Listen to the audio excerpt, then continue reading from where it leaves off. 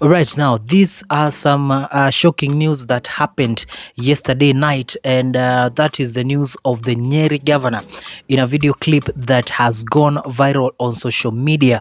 Nyeri governor Mutahi Kahiga was on record and seemingly was appearing to be happy following the death of the former Prime Minister Raila Amolo Odinga, and he said that his death was to protect the people of Mount Kenya. Yes, Governor Mutahi Kahiga hailed Raila Odinga's death as divine protection for Mount Kenya, saying that during the time that Raila was working with the government, most of the development projects were focused on the western region of this country and thus left the Mount Kenya region completely forgotten. But now, since he said that God has taken Raila, now everything will now work for the Mount Kenya people. I have that video clip that was posted by Citizen TV with the translation, so I can put it to you or up on the screen so that you can get the context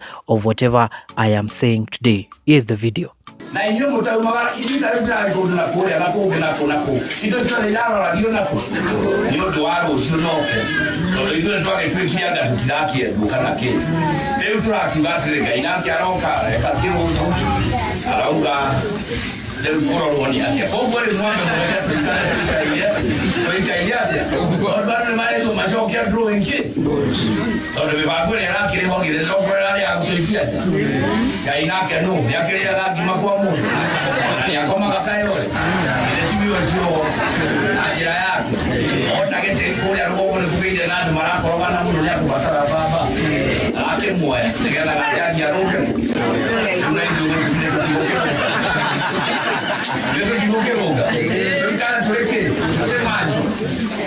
Right now, after you see that video, then get ready for the reactions on social media, because first and foremost, the first reactors was the ODM party through their ex-official page. Now, you know, ODM is the party that Raila Amolo Odinga worked so hard to create and also to maintain in the politics industry for quite decades. And ODM posted this, and I quote, "In this period of mourning following the loss of our party leader Raila Odinga, we wish to pray for Governor of Nyeri, Mr. Mutahi Kahiga, that God forgives him for the utterances he made on the passing of our leader." End of quote. That is what ODM said in reaction to this. And then James Orengo, who you know was a very close friend to Raila Odinga, said, and I quote, "The utterances by the Governor of Nyeri about Raila Odinga are shameful, callous and deceitful, and is not protected speech.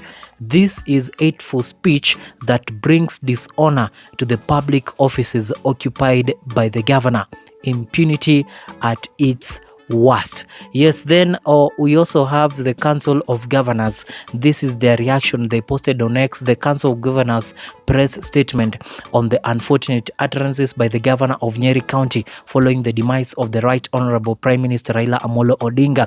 And this is what the press statement said. Citizens of Kenya, today the Council of Governors registers its deep disappointment on the unfortunate utterances by Governor Kahiga Mutahi of Nyeri County. As the Council of Governors, we wish to disassociate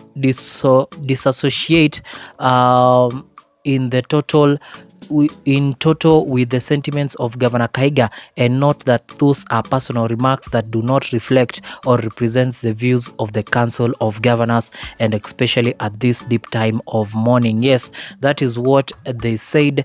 Nobody is really supporting whatever Mutahi Kagwe, even the Mount Kenya leaders have come out to share their disappointment.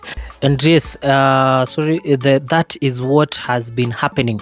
And if you listen to the words of Mutahi Kahiga, some of the quotes, if I can quote you what he was saying, he says, and I quote, "If you look closely, all things national resources were being sent to Western and Nyanza, and because apparently we the Agikuyu people were not in their plans, but God came and had heard our Agikuyu cries and he did his wonders. Yes, so that is why this whatever Mutai said is being taken very seriously, because it seemed like he was celebrating the death of Raila Amolo Odinga, and the reactions from social media, from members of parliament, from other leaders have been very, very also in support of against whatever he did. Honorable Tim Wanyonyi said the deeply alarming and utterly reprehensive remarks attributed to Governor Mutahi Kahiga of Nyeri,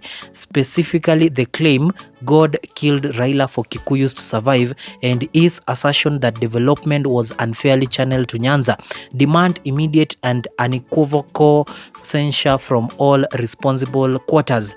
These statements are not merely unfortunate, they constitute a profound betrayal of the non-negotiable principles of national unity, responsible governance, and inter-ethnic harmony that every leader is sworn to uphold. For a leader holding the high office of governor to invoke divine intervention, death, and ethnic survival in a single political pronouncement is an act of egregious moral and political recklessness. The suggestion that development is only deserved by one community, or that God acts as a partisan agent rewarding one tribe while eliminating a political opponent, is the very definition of hate speech and divisive rhetoric. It weaponizes tribal prejudice, desecrates the sanctity of political discourse, and brazenly ignores the wounds of Kenya's history, which are scarred by ethnic manipulation. Governor Kahiga must be roundly admonished for using his platform to incite hostility.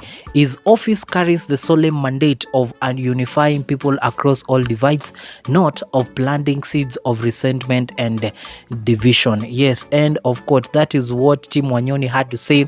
Geoffrey Musiria says he strongly condemns recent remarks by Nyeri Governor Mutahi Kahiga regarding the death of Raila, saying this is not the moment for mockery, political provocation, or reckless commentary. It's a time for respect, compassion, and unity as Kenyans mourn the loss of Raila Odinga. Morara Kebaso also said Nyeri Governor Mutahi Kahiga is not stupid. His sentiments are supposed to make a Nyanza voter say afadhali Ruto basi. And let me assure you Kenyans, if Kenyans will be in the ballot box, they will vote afadhali. That is why I'm 100% sure on the ballot box. Okay, this one I don't understand. So the statements have gone very viral on social media, and nobody is really supporting whatever the county government of Nyeri that was represented by Governor Kahiga. And now the controversy is because just when the death of Raila Odinga happened, the county government of Nyeri tweeted this response in honor of Raila. So that is why I'm shocked. Why did he take a swift turn to be like he was celebrating Raila's death? And then this is what his office had written following the death of Raila. Let me just read you some part of it. Republic of Kenya County Government of Nyeri condolence message from Nyeri Governor Dr. Mwalimu Mutahi Kahiga. This is what he said, and I quote, "On behalf of the county or government of Nyeri and the entire Nyeri County, we join the nation in mourning the passing of a true icon, the Right Honorable Raila Amolo Odinga. Our hearts are profoundly heavy as we bid adieu to the doyen of Kenyan politics, a man whose life's work undeniably shaped the course of our nation's history. A statesman par excellence, a Pan-Africanist, a fighter for social justice, and a man whose love for his country was unwavering and palpable. A man whose vision, courage, and lifelong commitment shaped the trajectory of our nation.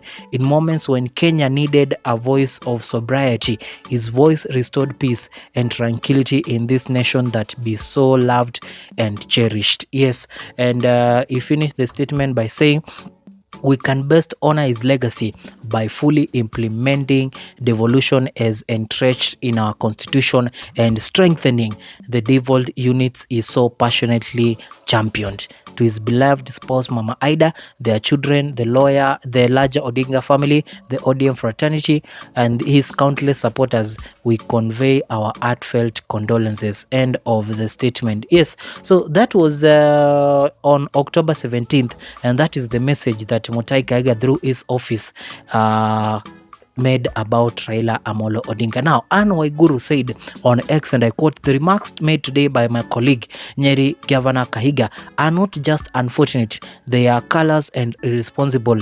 They do not reflect the views of the leaders or the people of Mount Kenya. Let us be clear.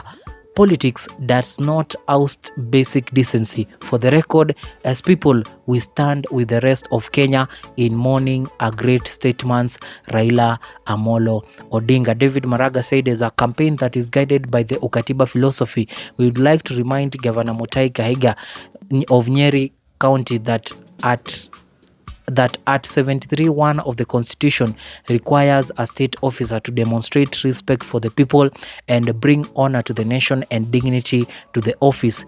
The governor's remarks regarding the demise of Right Honorable Raila are abhorrent and should not only be treated with the contempt they deserve, he should be reminded that these remarks are a violation of the Constitution of Kenya." Yes, so that is what has been happening.